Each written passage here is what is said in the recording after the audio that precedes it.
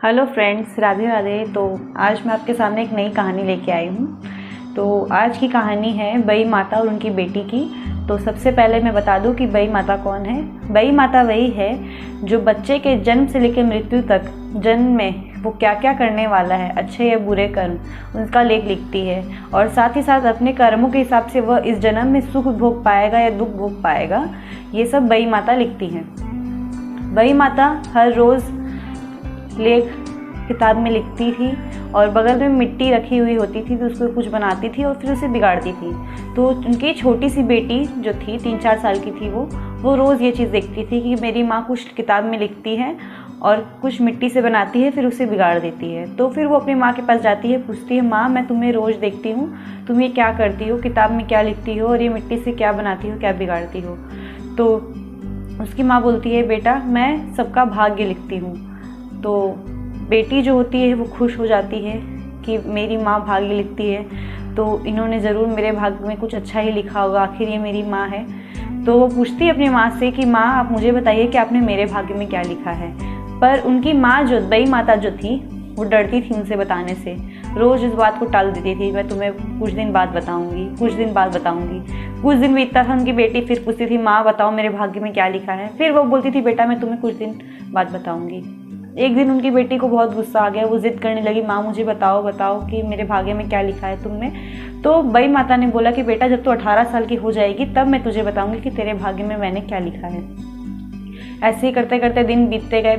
बेटी 18 साल की जब हो गई बई माता की, तो वो अपनी माँ के पास गई, बोली, माँ अब तो मैं 18 साल की हो गई हूँ, तू मुझे मेरा भाग्य बताओ। तो उनकी माँ बोलती है, बेटा मैं बताना तो नहीं चाहती, लेकिन तू इतना जिद कर रही है तो मैं तुम्हें बता ही देती हूँ। तुम्हारे भाग्य में लिखा है कि तुम्हें अपने ही जन्म में पुत्र के साथ विवाह करना पड़ेगा। यह बात सुनकर बई माता की जो बेटी होती है उनको गुस्सा आ जाता है कि तुमने ऐसा कैसे किया, तुम अपनी ही बेटी के साथ ऐसा कैसे कर सकती हो। वो गुस्सा होकर वहाँ से चली जाती है और दूर जंगल में जाके छुप जाती है। वहीं कुटिया में, वन में वो अपना बसेरा बनाती है और कंद फूल फल खा के वहीं जीवन अपना बिताने लगती है। वो यह सोचती है कि मैं इस वन में अकेले रहूंगी तो यहाँ किसी पुरुष का मुझ पर साया नहीं पड़ेगा और ना ही मैं किसी से विवाह करूंगी, तो जब पुत्र ही नहीं होगा तो मुझे उससे विवाह कैसे करना पड़ेगा। कई साल बीत गए। अब एक दिन एक साधु महाराज आए उसकी कुटिया पे, बई माता की बेटी की कुटिया पे, और उन्होंने दरवाजा खटकाया, बोला कोई है, मुझे पानी दे दो। तो बई माता ने पूछा कि आप कौन है। तो वो बोले कि मैं एक साधु हूँ, मुझे प्यास लगी है, मुझे पानी दे दो। तो बई माता ने बोला, ठीक है मैं आपको पानी दे देती हूँ, लेकिन मेरी एक शर्त है कि आपको आँख बंद करनी पड़ेगी, आप मुझे देखेंगे नहीं, तभी मैं आपको पानी दूंगी। तो साधु महाराज ने वैसा ही किया, आँख बंद करी और बई माता की बेटी ने उन्हें पानी दे दिया और अंदर चली गई। पानी पीकर उनकी प्यास बुझ गई तो उन्होंने मन ही मन उन्हें वरदान दे दिया कि तुझे पुत्र की प्राप्ति होगी।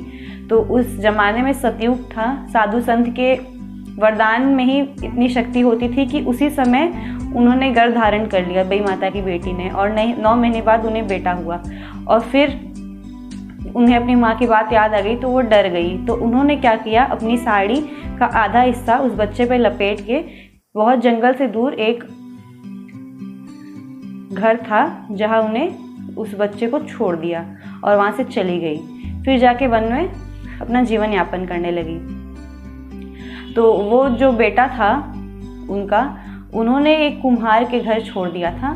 तो कुम्हार के घर पे कोई संतान नहीं थी, तो उन्हें बहुत अच्छा लगा कि उनके पास भगवान ने वरदान दिया है कि उन्हें खुद ब खुद एक संतान मिल गई। उन्होंने उसे खूब अच्छे से लाड़ चाव से बड़ा किया। फिर वह जब बड़ा हो गया तो उन्होंने उसे पाठशाला भेज दिया। वहाँ पाठशालाएं जाया करता था, तो वहाँ उसकी मुलाकात राजा के बेटे से हुई, वहाँ उसकी दोस्ती हो गई और फिर उसका राजघराने में भी आना जाना होने लगा। फिर महाराज ने उसके गुणों से प्रसन्न होके उसे अपने यहाँ सेनापति घोषित कर दिया और वो वहीं रहता था। और फिर राजा ने वहाँ उसे सेनापति घोषित कर दिया। वो बई माता की बेटी का जो बेटा था वो रोज़ वन में जाया करता था घोड़े चराने के लिए, और बई माता की बेटी जो थी उनकी नज़र उस लड़के पे पड़ती थी, बस सोचती थी कितना सुंदर ये लड़का है, क्यों ना मैं इसे विवाह कर लूँ। वैसे भी जो मेरा पुत्र हुआ था वो पता नहीं कहाँ है, अब तो वो होगा ही नहीं, तो जब पुत्र ही नहीं है तो विवाह करने की कोई आशंका ही नहीं है।